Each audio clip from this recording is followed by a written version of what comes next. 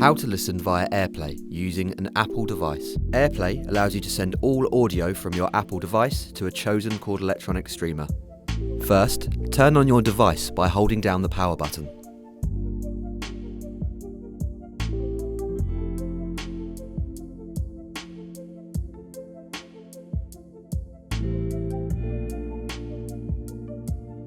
Confirm that your Poly or 2Go is connected to the same 2.4 GHz Wi-Fi network as your Apple device by either the Go Figure home screen or the Wi-Fi settings page.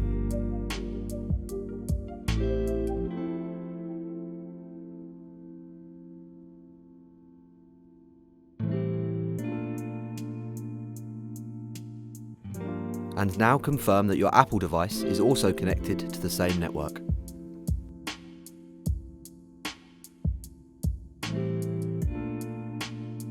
Now open the Playback application that you wish to listen from. Press the area of the screen that corresponds to the Playback outputs. This may look like a speaker, pair of headphones, or the AirPlay and Bluetooth logo. Select Poly or 2Go from the devices list and press play. Ensure your Apple device's volume is set to maximum and control the master volume from the Mojo or Hugo 2.